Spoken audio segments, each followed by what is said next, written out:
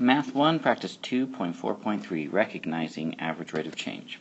So, the graph below shows the amount of paint needed to paint the trim molding of a house. Use the graph to answer questions 1 and 2.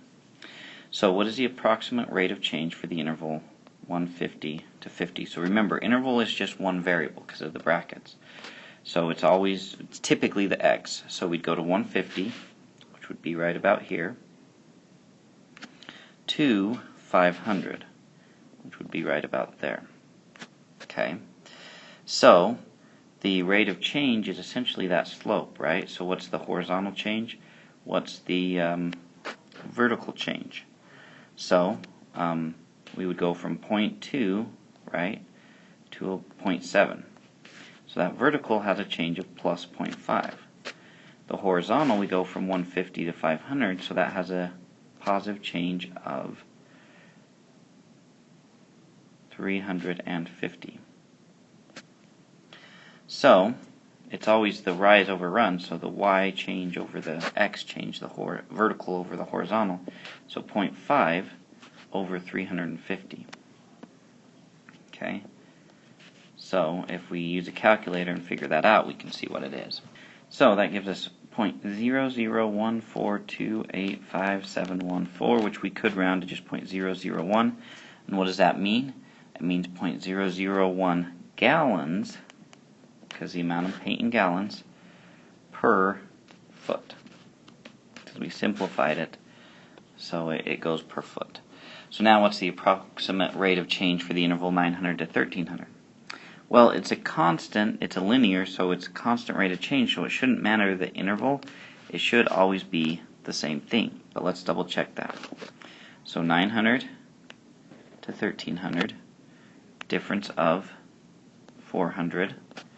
Okay, then the vertical difference, so here's 900 and then 1300. Okay, 900, pretty easy to see that's halfway, so it'd be 1.3. This one's a bit tougher because it's not quite halfway, is it? So maybe we could put 1 point, because halfway would be 1.9, so 1.85 maybe. So that vertical difference, the horizontal was 400, the vertical would be 1.85 minus 1.3, so about 0.55 over 400. So 0.55 divided by 400 gives us pretty much the same thing, 0.001 gallons per foot. Alright? Okay, so now we've got another graph. Shows the value of the US dollar compared to the value of the euro on a specific day.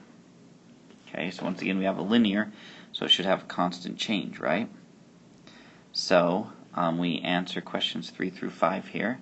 So let's find our interval 10 to 20. So 10 goes up here to probably about 7.5, halfway. 20 goes up here right at 15. So the horizontal difference is 10. The vertical distance, 15 minus 7.5 is 7.5. So we'd go 7.5 over 10. And we get 0.75. So 0.75 euros per dollar. Okay, now we do it from 40 to 55. So that horizontal would be 15, right? Because 55 minus 40. So 55 goes right about there. 40 goes right here. 40 is at 30. And then this one looks to be, is it not quite halfway, is it? So it would probably be about 42 maybe. So that vertical difference would be 12. The horizontal would be 15. So 12 divided by 15 gives us about 0.8. Really, it should still be 0.75. To get that,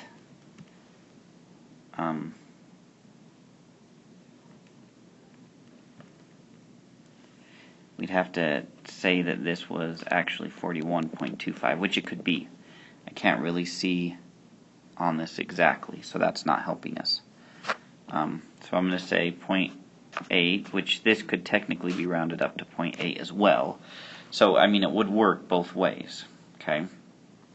So, could you predict the rate of change for a third interval? Yeah, because it's a linear, I would guess either 0.75 or 0.8. Probably 0.8 to be better.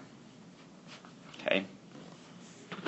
Because it's that linear equation, it has a constant rate. Doesn't matter my intervals, what I choose, it should be the same thing each time. Okay, now we're dealing with more of an exponential graph. So we've got the employees at a wildlife park, total visitors, so number of visitors for each of the last 10 days.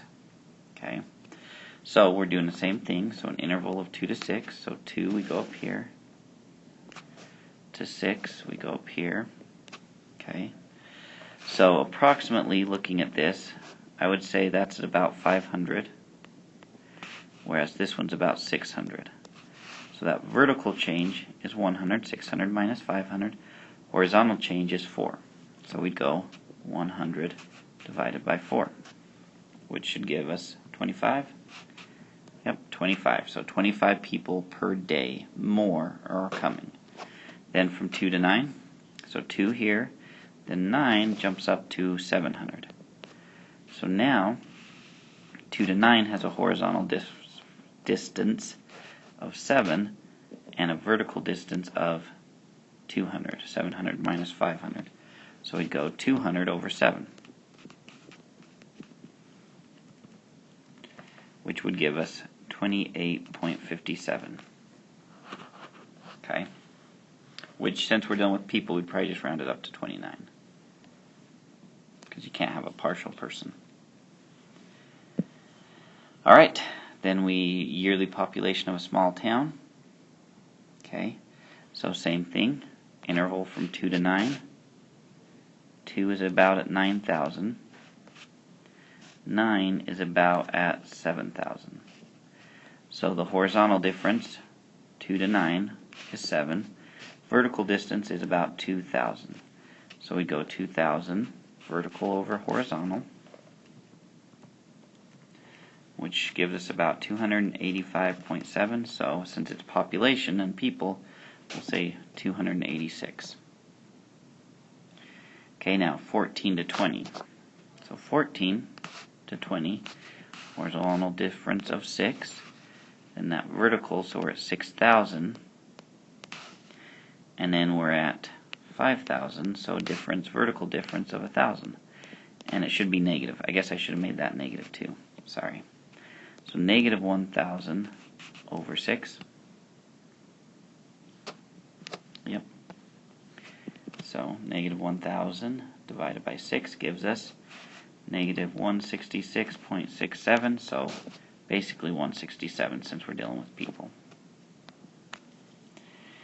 How does the rate of change differ for each interval? Well, about by 119 is that difference. Okay, or 1,000 over 1, right? Which not quite the same. Alright, so I guess that was it. There we go, guys. Not too long, right?